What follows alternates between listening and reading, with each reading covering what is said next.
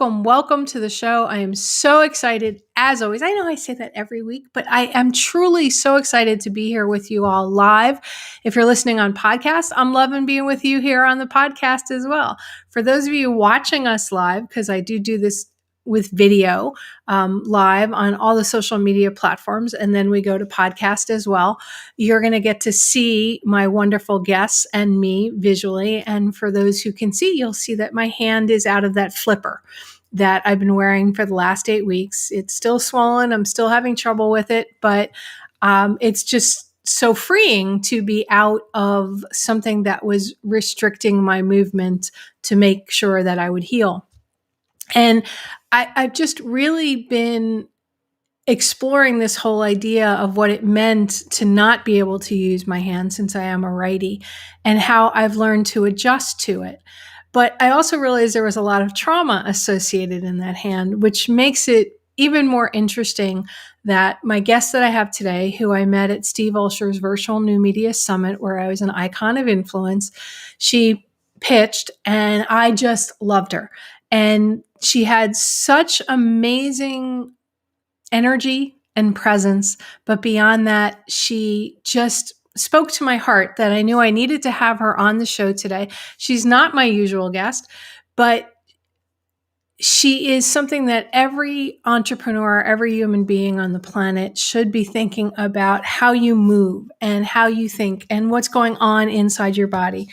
She is the author and creator of the Body Logo System. Tammy Wise is my guest, and she wrote this book that I did read through the entire thing: The Art of Strength, Sculpt the Body, Train the Mind. And it's hard to hold up with one hand because this book is so thick. Tammy, welcome to the show. I'm so glad you could be here today. Thank you so much for having me. And you're a fellow New Yorker out of Manhattan and all that great stuff, a Broadway dancer, a Tao minister. I love that. I remember reading the Tao of Pooh, Winnie the Pooh, when I was a young girl. And that was something nobody really thought of before, this whole mind, body, and spiritual aspect of how all of that really comes together to help your body and your being be all that you can be. So I want to thank you for coming here today and for sending me a copy of your book, because not even doing the exercises, just reading about the exercises began transforming me and bringing up so much emotion. So I'd like to start my listeners off with this idea of you're the founder of Body Logos. I'll put that up on the bottom here, bodylogos.com, and people can get some wonderful free materials after the show is over from you. But how did you end up developing them? I mean, you were a well-known Broadway dancer. I mean, you did a lot of stuff on Broadway. How did this develop?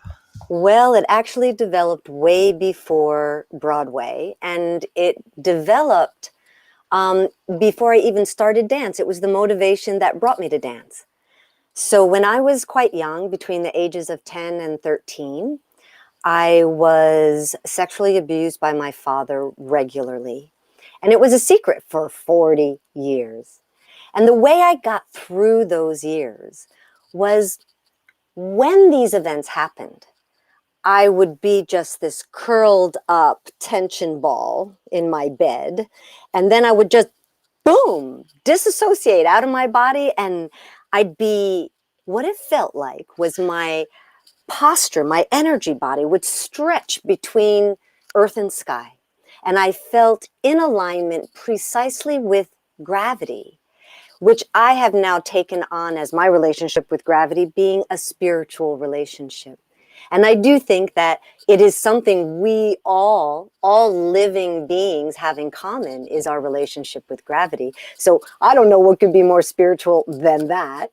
So when I was in this alignment, I would feel like I belonged, like I was important, like I was integral to the whole.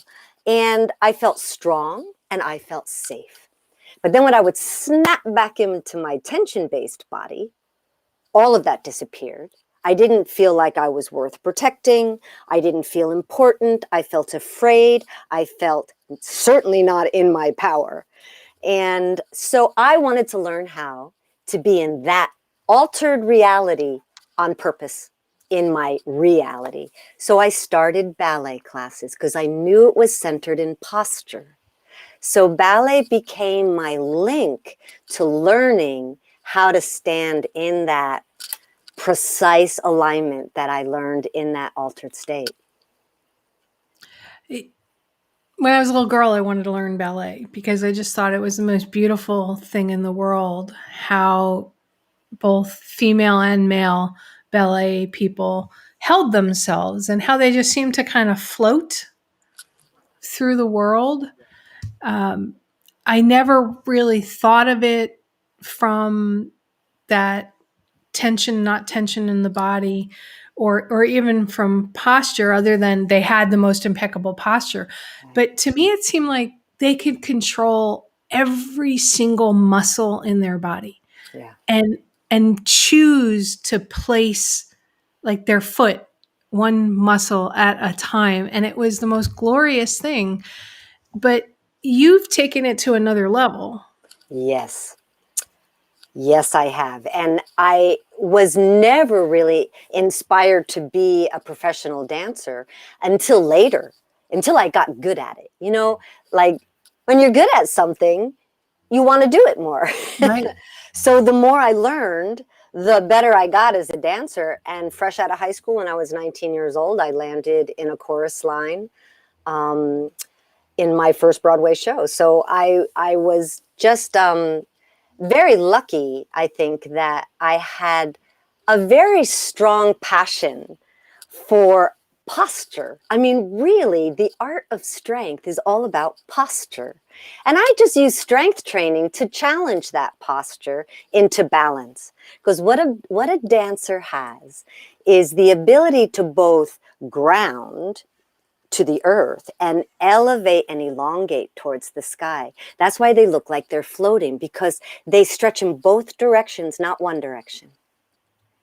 And so that's what keeps your alignment like an arrow that cuts through gravity, so that you feel like the striving nature in you is just elevating and gravity is just showing you the way up.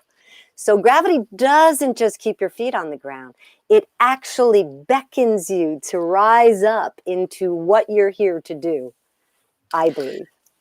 I grew up watching Mikhail Baryshnikov and the American Ballet Theater, and just have always loved dance. My parents always loved dance, and getting to see Baryshnikov in Manhattan was really amazing. And the other night, the movie White Nights was on with Baryshnikov and Gregory Hines. Yep.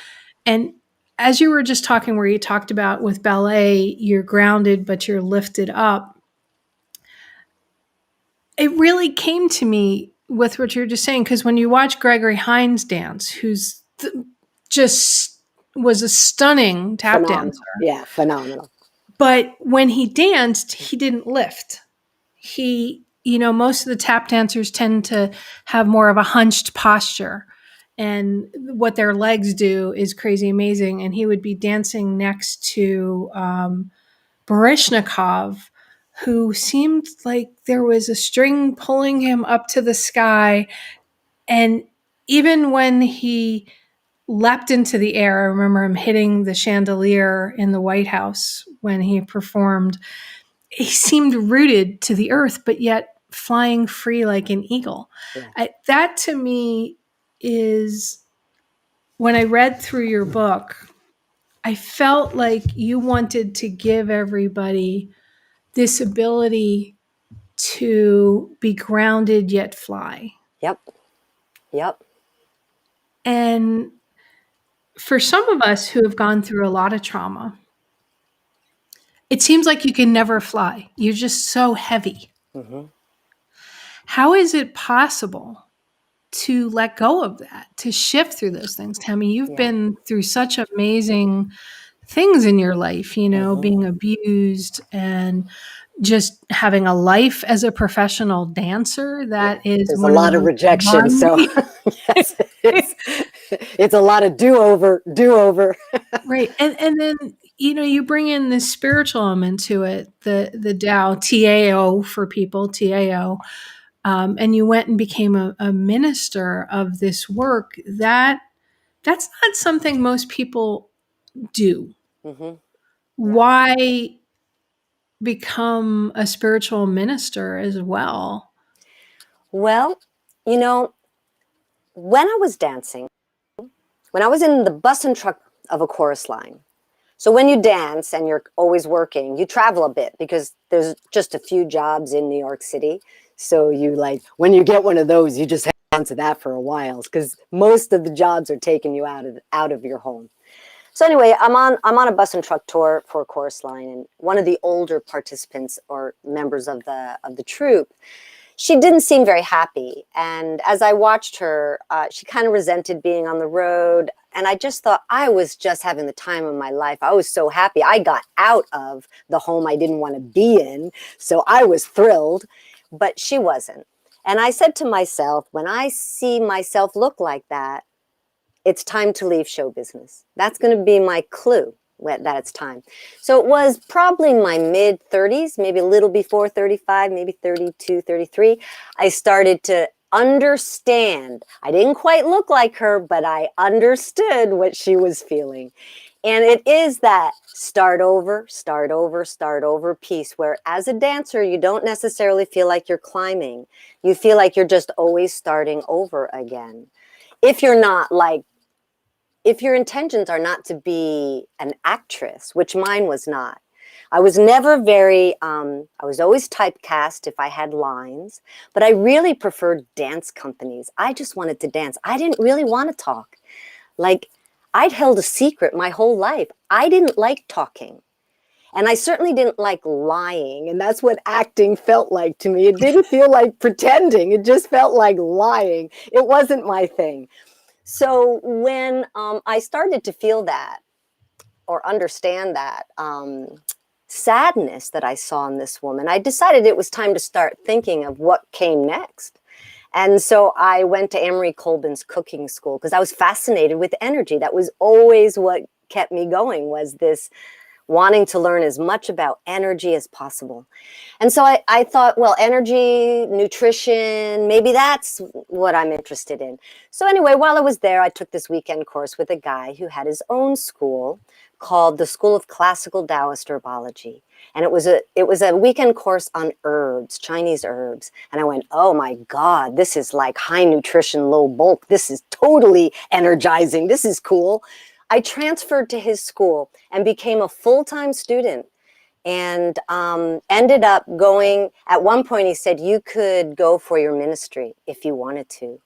You have gained enough knowledge now around Tao that you could step into that arena if you wanted to. It was not my intention to go there, but my interest in everything it represented was so high that somebody else told me I should probably do that.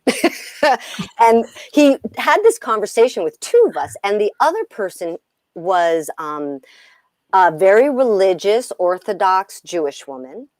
And she had no interest in becoming a Tao minister. She liked the healing arts, but as far as taking it on as her spiritual practice, it was not her thing.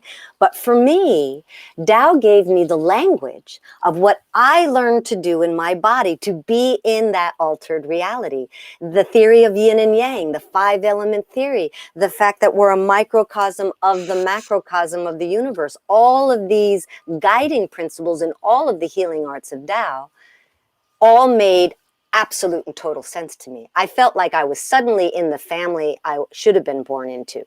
So I was like, I'm in. And I was in seminary for 4 years, took a 5th year to do the writing. And my thesis, which they call your statement of purpose, which is how you intend to bring Tao into the world at large, is the art of strength, sculpt the body, train the mind. The Body Logos method is my Tao ministry. It's how I intend to bring Tao into the world in a very practical way.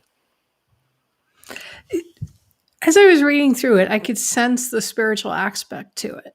But at the same time, because, I try to read things like this from many, many different perspectives because of my listeners.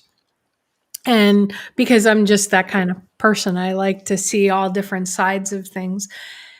I felt like it was an underlying theme throughout everything, the spiritual aspect of it.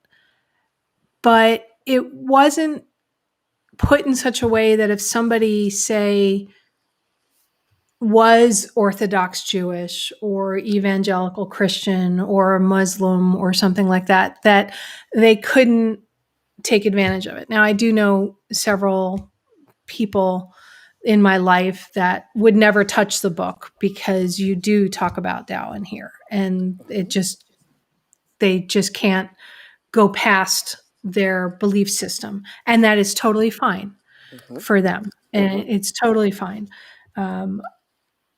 What got I was thinking of something on page in the intro section that I really God, there was so much. I wrote so many notes about everything in here. Oh my God, it was just so powerful for me. Anyway, there's something that you talked about in here about the emotional component of pain. And I've heard this from some other people before, but for whatever reason, when I was reading through one of the exercises in the book, and it was on page XVII. I mean, that's how early it started to hit me in the book. And it was it was this exercise about curling in and things like that, and breath and stuff. And the other day, I was sitting in my house and I was doing a whole bunch of stuff that I needed to get done. And I felt like I wanted to explode out of my body. And at the same time that I felt like I wanted to explode out of my body, I felt like I was wrapped up in this force that I couldn't break out of. And it was such an overwhelming feeling, and I was so uncomfortable. I didn't know what to do, but I felt like I was so tired of being constricted, but I didn't know how to get out of it. And I hadn't read through certain sections of your book yet at that point. And I opened up a bottle of Prosecco, which is not something that I normally do. I can't remember the last time I had a cocktail, and I don't really like to drink alone either. You know what I mean? But I always have stuff on hand from pre-COVID, from when somebody, might come by. And Prosecco to me is just a celebratory kind of thing. So I opened it up and I had a glass, and all of a sudden this tight constriction that I felt inside my chest began to just release and to open. And as I was thinking about what was going on, I'm like, the Prosecco somehow unlocked something and allowed something to relax. Now, I knew at the time that Prosecco was not the best way to get to this feeling. And then as I read through your book, there was an exercise designed to help you release those bounds that have you like all tied up. How the heck, Tammy, do you get there? I mean, I am just thinking of all of my listeners right now that have just been dealing with COVID, that have been, just think of all of your Broadway friends. I was reading an article today about the Metropolitan Opera musicians. They're selling their equipment, their instruments, because they can't afford to pay their mortgages. So they're having to sell these precious things. Everybody's feeling so bound up, so constricted. And then there's other ones that are just like, oh, it's nothing, it's no big deal. But that's not the majority of the world. Mm-hmm. What do you say to them, Tammy? How do you help? Yeah. Well, that's a loaded question, right? That's loaded. There's a lot of layers. It's totally loaded, but I'm trying to get the emotion of it. Yeah. So let me explain first, the first part of it. Like, what is the emotional pain? Like Yeah. what exactly is happening there? So when something happens, whether it's trauma or just disappointment, we have two things that happen. One thing is we have a physical reaction, which is tension based, and we have an emotional decision, which is belief based. And we make a decision about something that happened right there, and we tend to live by this fairly unconsciously, and it lives in cahoots with that tension pattern that you just created. So to create change in that belief or the tension pattern, you need to unhook the two, because the emotion of the story is trapped in the soft tissues of your body, while the belief is more cerebral and it's in your mind, in your brain. So you want to try to get the mind and body to dialogue together about this situation to create the change. So the emotional pain is your tension story acting out, getting triggered by something that's happening in real life. So maybe the lockdown of COVID is triggering you from something that happened earlier on. So you feel it more dramatically than maybe somebody else who doesn't have that background. So, you know, the nature of some people feeling it more than others, yes, some people's jobs are more affected. Some people have children, some people don't. So the different kinds of pressures are different as well. But your history is also a piece of that, a part of what makes it more or less extreme. Now, you know, the Prosecco celebration, that was it's a beautiful story. It's just amazing how, like, I think you're right. I don't think you want to use alcohol as your only way to get to that place, but there is a place for alcohol in a small dose. You didn't have to drink a lot to get there, and if you drink too much, you lose that quality. Yeah, But you that, do. right? So that glass of Prosecco just unwinds the mind enough for you to slow down and have a little space between your thoughts, a little space between your bones, a little space between your muscles, so that this unraveling can start to happen. Now, what happened in your case, it was all around your chest. You implied it was mostly around your chest. What I call in the Body Logo Psychomuscular Blueprint is, which is like your emotional story and where it lives in your body. Your chest muscles are what shape your heart center. And so this is the seat of your emotions. I call it your smile of truth. Now, it is the opposite of your smile of pleasantry, which many of us will put on to make our way through life. We put on Right. this smile of pleasantry. Oh, I'm fine. And, you know, especially those that are hurting the most can often be the most stoic, and be able to just stand up over it and have a posture that's a little bit more soldier based.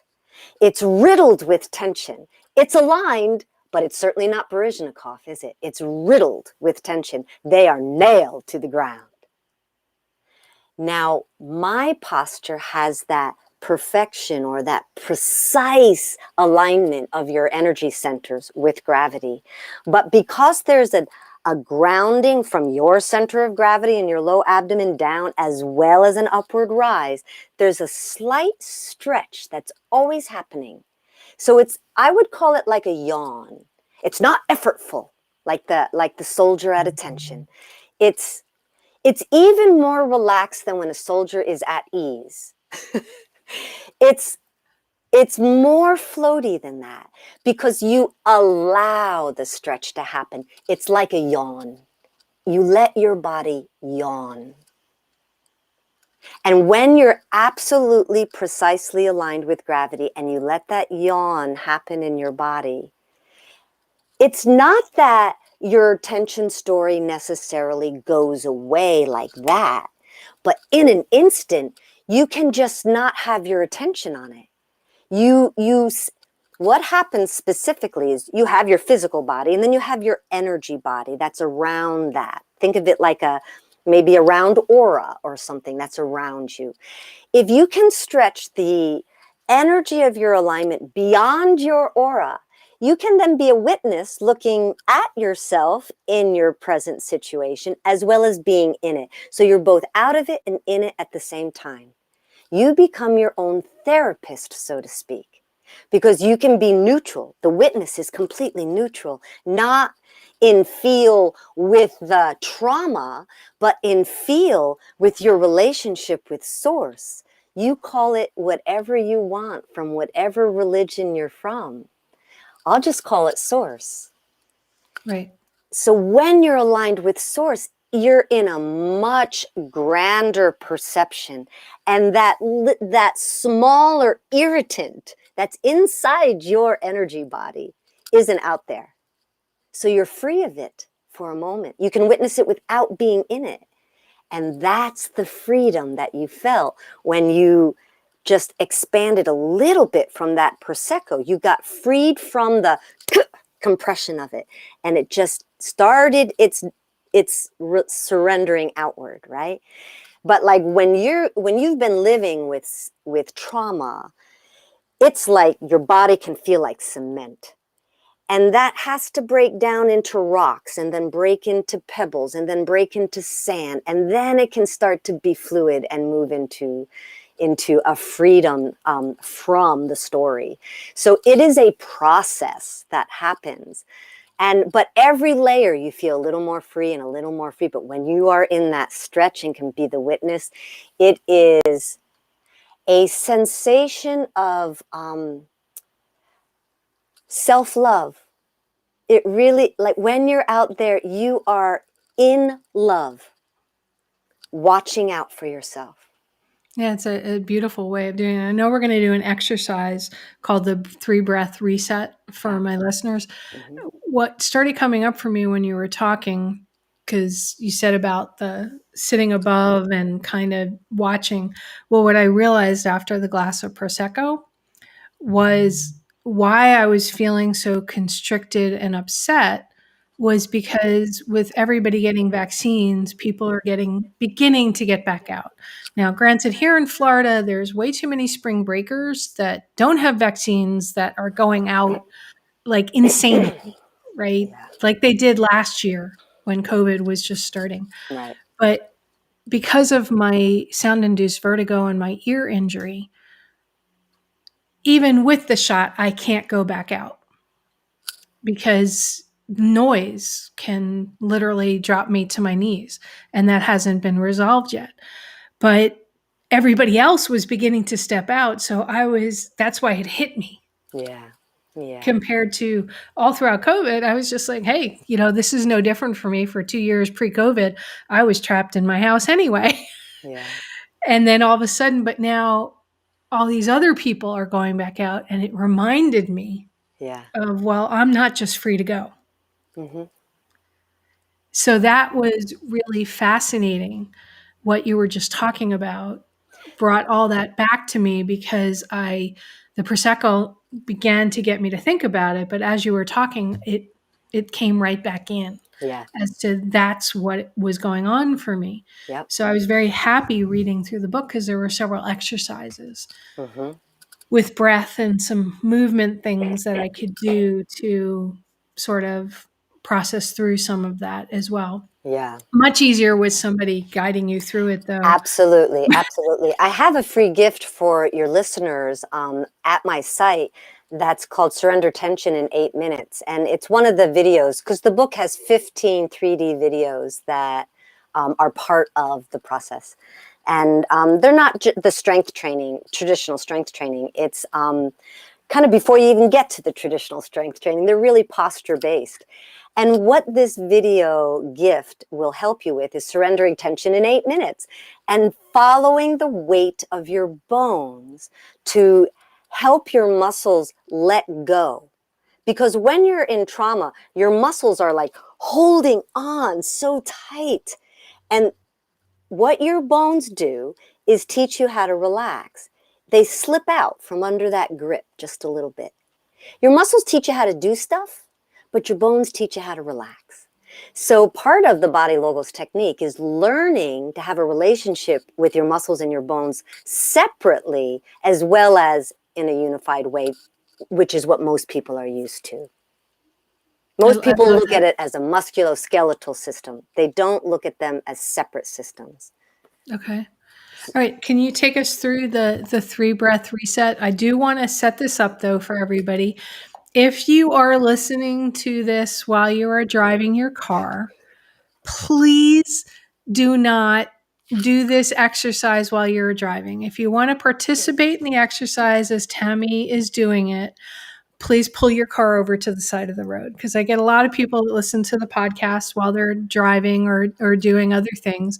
You want to put your full focus on this, everybody, while you're doing it. The beauty of it's a podcast, so you can pause it. You can go back at any point in time and re-listen to this. It's always going to be there for you. If you are watching this live streaming, you get the added benefit of physically looking at Tammy and she's going to guide you through that. So if you're listening to this on the podcast audio only, you can go to any of my social media platforms, which are the Laura Stewart, and you can watch this because that will always be up there.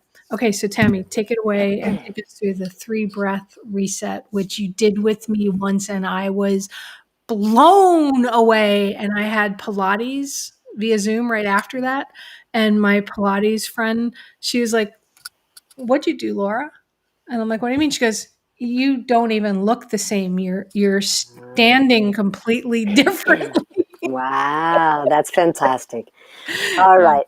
All right, let's do it. So we're going to do this seated. So what you want to do is sit a little forward in your seat so that you have about as much thigh on the seat as you have buttock on the seat. So you're not going to use the back of the seat. And you're going to put your feet close enough to the chair that your weight is on the balls of your feet, not your heels. And this frees up your hips to be in their rightful place. Now you're going to sit tall through your crown and heavy through your sits bones. And place your hands on your low belly, under your belly button. And just so you know, your center of gravity is a measurement of 3 fingers under your belly button in the very center of your body between front and back planes. And that's what you're laying your hands over, your center of gravity.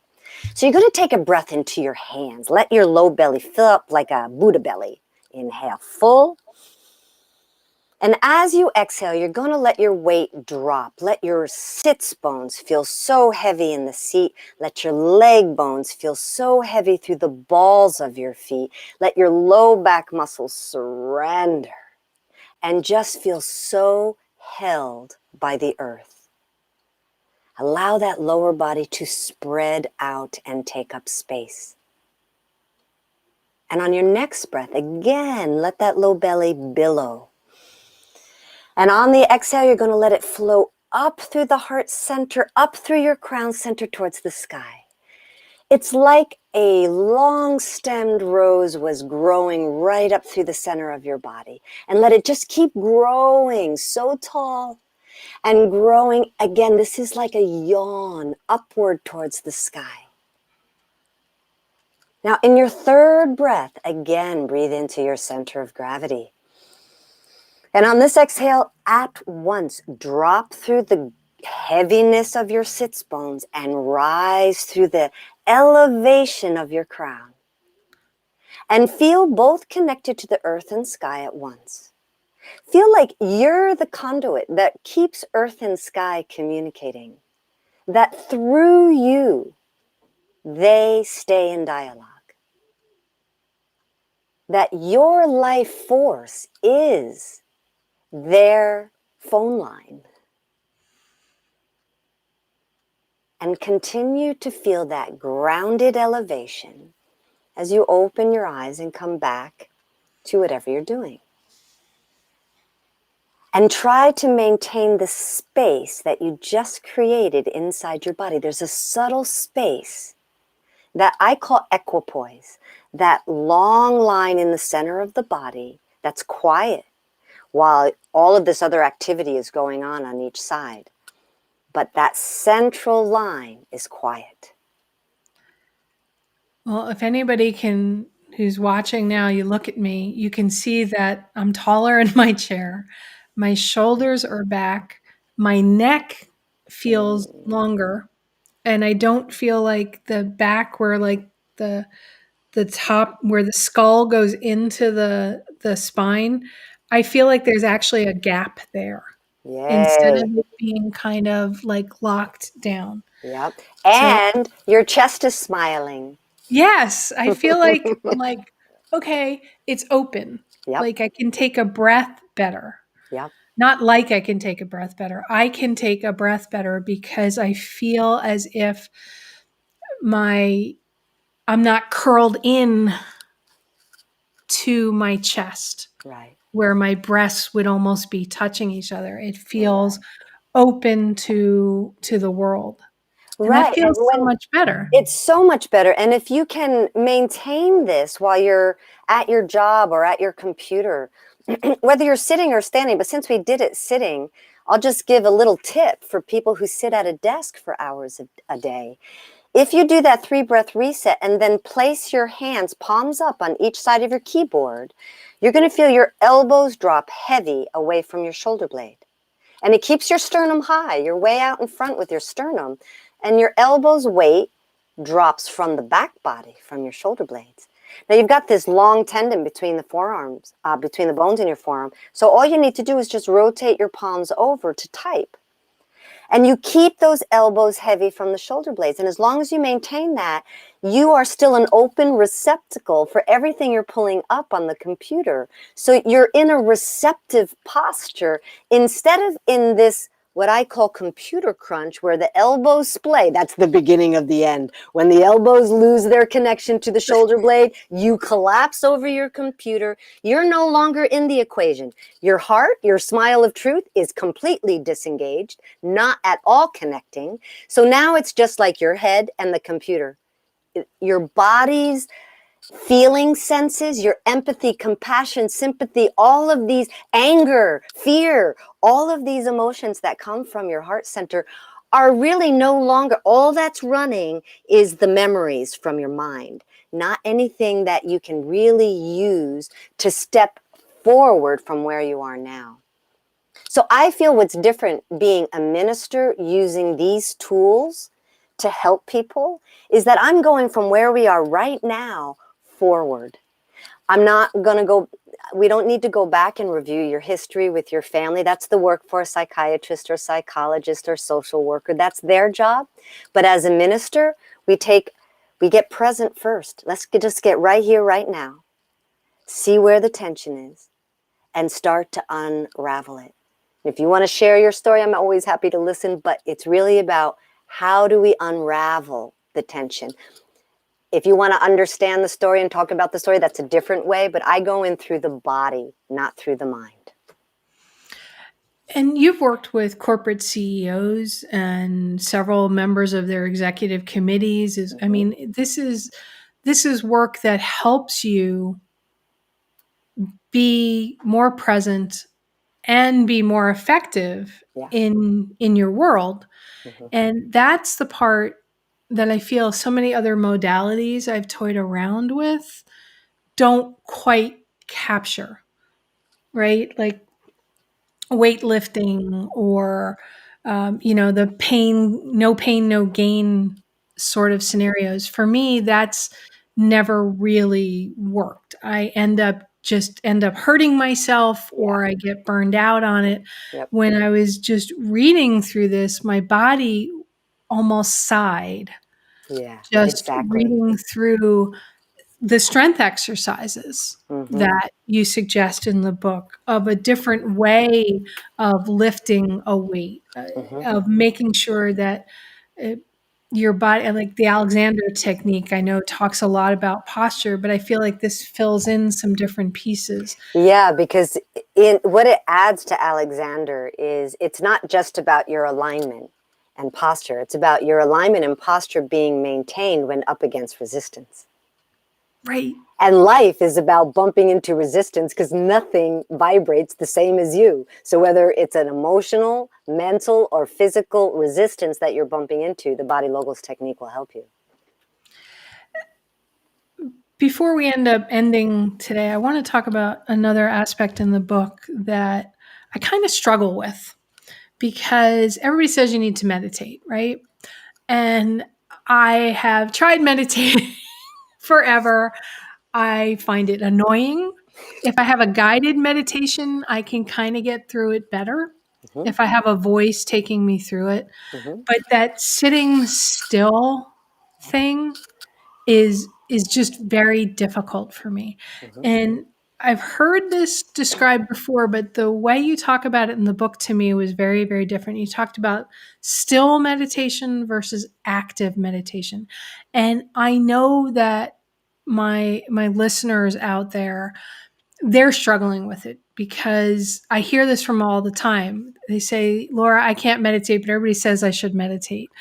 And your active meditation stuff made me feel like even I could meditate.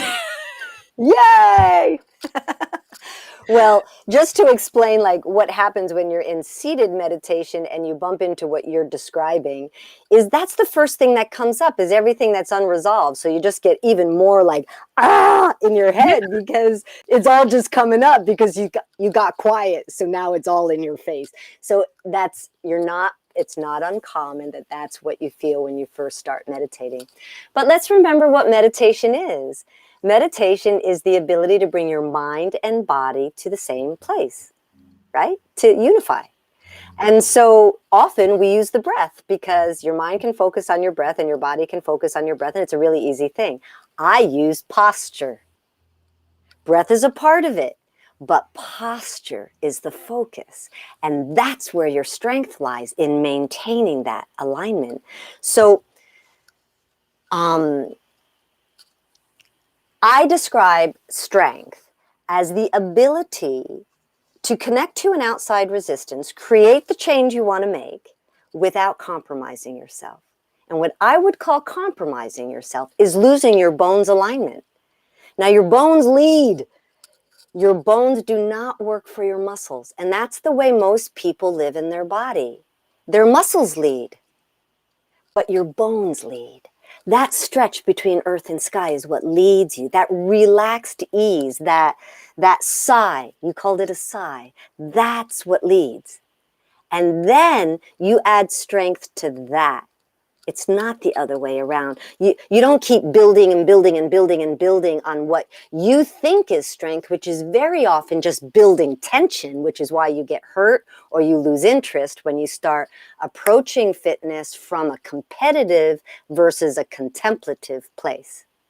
When it's more contemplative and you're actually trying to find your strongest alignment in the midst of strength training, now it's no longer about proving yourself to someone else. It's learning who you are from your body's perspective and its long history with you. It knows you better than anyone. It's the best therapist you can hire is your body. So then, how does somebody begin to explore this idea of active meditation if they've just been so disgusted and frustrated with breathe, okay, Yeah, focus on your yeah, breath, take your breath in, get your mind quiet. I mean, there's so much more that they could be. yeah. I love the one where you stand with your arms out The and you eagle exercise. pretend you're an eagle, and I have eagles that fly in my backyard. So like you're an eagle flying and you just pretend and you just kind of go with it. Or if you're a mountain, those Mm-hmm. are active meditations, right? Yeah, that's right. That's right. So these are traditional Tao active meditations that you use something from the world, whether it's an animal or a plant or a season or something that the universe creates, you embody it because we're all living beings. And by embodying that other life form, you're bringing the part of that life form that's in you forward to the surface.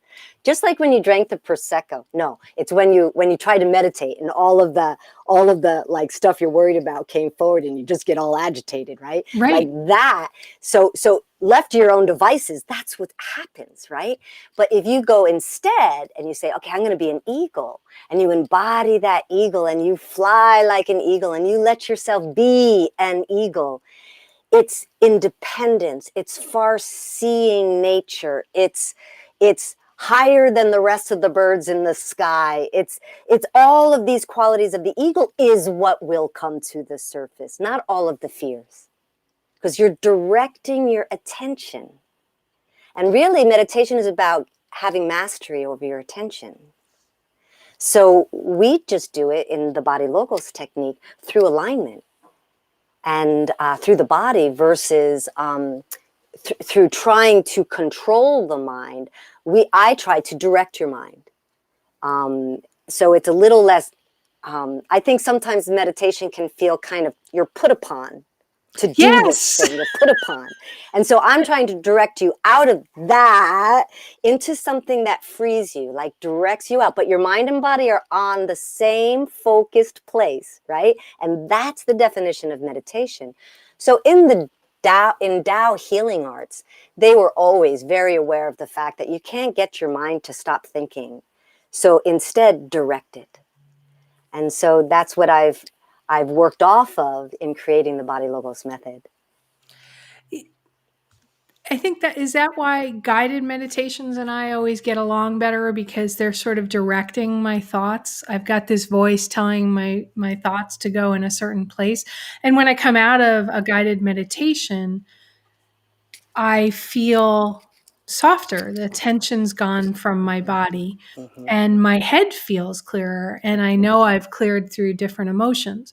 When I do a silent meditation or a meditation where you're supposed to take a deep breath in, focus on your breath, hold it, and all that. If I do that for more than 30 seconds, I'm just like, what am I doing here? What's the point of all this? And it just seems like I'm not going anywhere. Yeah, I think that guidance can be really, really helpful. I mean, anybody who is interested in getting into active meditation and learning about it, I would say one way to start is to buy my book. That will help direct them towards how to start doing this. And if you're already working out, this is, I use strength training to challenge the alignment once you find it. Right? So that you can start to create balance, because often in our postures, like let's take the computer crunch. If we're in this position a lot, our musculature in the front body has gotten weaker and compressed, while the back body has gotten overstretched. So we need to tighten up the muscles of the back body and stretch the muscles of the front body and balance their strength so that it's easier to stay up, so that your tendency isn't just to collapse. So, especially whether you work with a computer or an instrument that makes you lopsided, or, no matter what you do for a living, something is going to make you be off balance, right? So a workout is there to help bring balance back to your body. Yeah, and you have so many wonderful exercises in the book that take people through it. I mean, there's photos, there's diagrams, there's so many amazing things in this book on how to go through strength. And I have to tell you, I did love at the back of the book where you had client descriptions like fire dancer and Iron Man and water serpent and different things that you talk about in here. And I related to very, very many of them.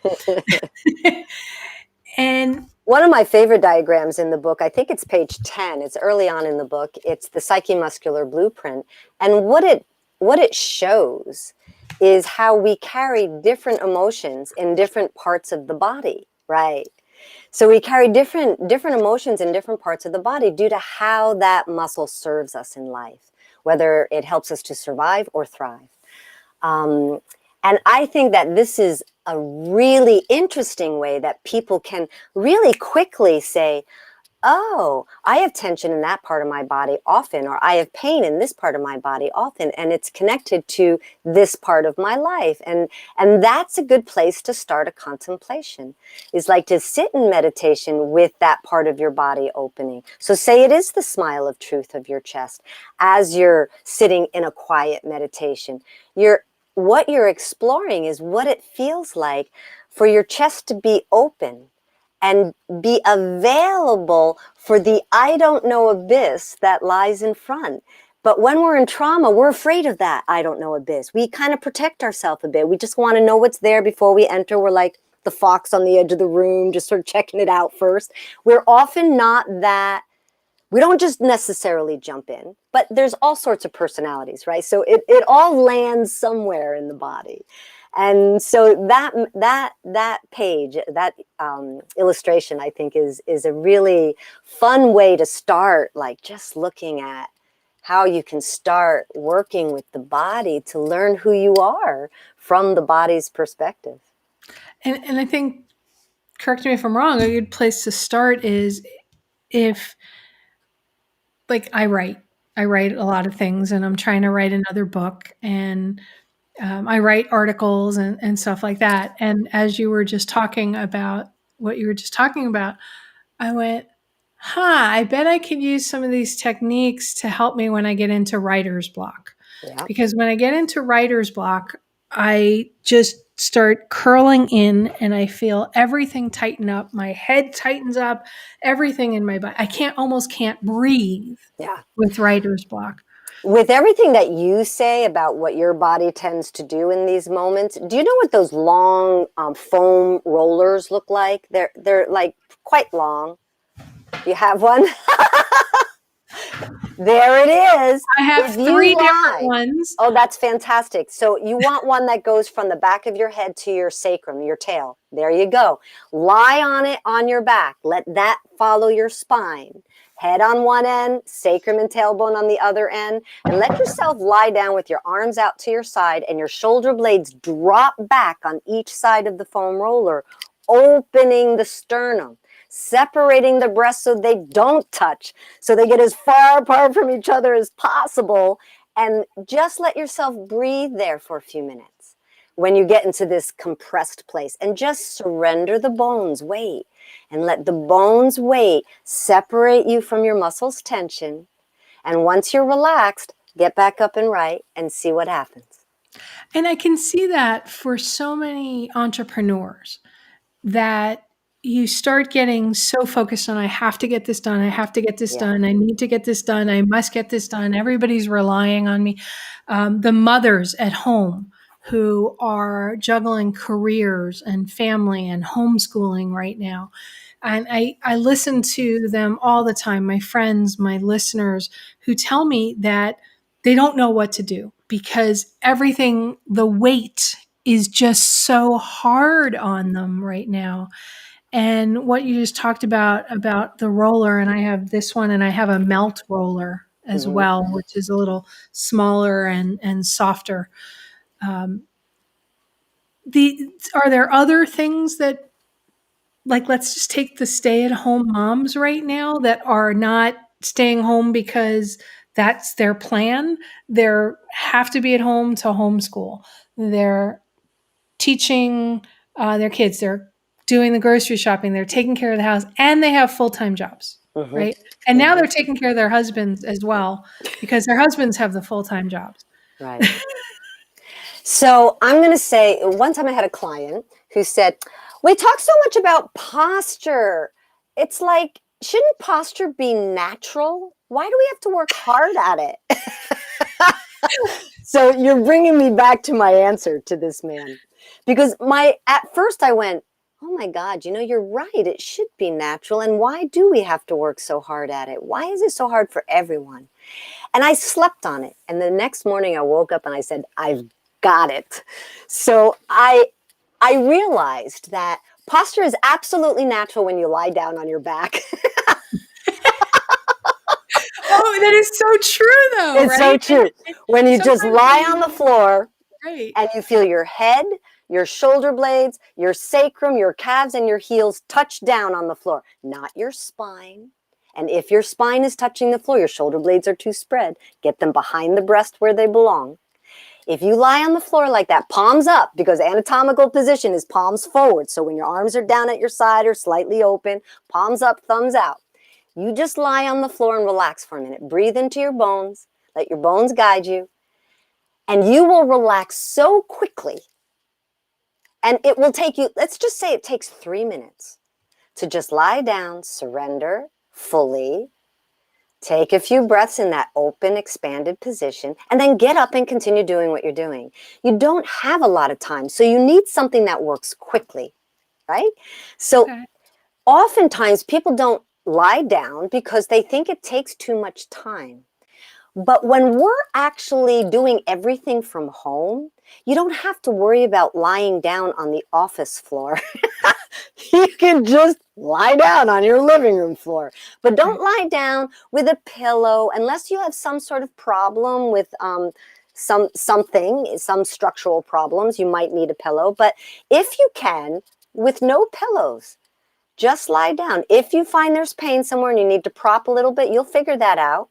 And if you were working with me, we'd figure it out. But that horizontal position is the quickest way to dial down so that you can keep up with what's going on in your life in an easeful way. Because it is all about creating more space on the inside of your body. So people might think, I hate my job. I'm stuck in this cubicle all day long. I can't stand it. I want a new job. And then they start doing this work and they go, you know what? I don't hate my job. I just thought I hated my job because I felt so compressed. But now that I have more space on the inside of my body, my cubicle doesn't seem so small. Yeah, my So, house felt totally small the other night when I did the Prosecco, and I have a big house, and I'm the only one in it, and I realized I was feeling so trapped, so compressed. yep. And the Prosecco helped me realize that it was because everybody else was starting to go back out in the world, and I realized I couldn't, and it was shrinking me and Mm-hmm. tightening me and tightening Mm-hmm. me. And then afterwards, I was like, oh, okay, all right, I get it now. So once you understood what it was rooted in, you felt better already. Like Right. you're still not out there and you still have to wait to get your ears taken care of and maybe your shots. I don't know if you got your vaccines yet, but Not eligible yet. yeah, I haven't. I'm not eligible yet either. So I can sympathize with what you're saying because I've too felt kind of like a lot of my clients are all out and having like meals together, the two of them, and I'm like, I want to do that. So if that's the case, then everybody needs to do the 3-breath reset and go lay on the floor. That's right. And we are not prescribing Prosecco because you can do the 3-breath reset That's in its right. place. But if you do choose to have Prosecco, do it safely. That's right. And make sure you have some for your first event where people can come and join you for Right. dinner.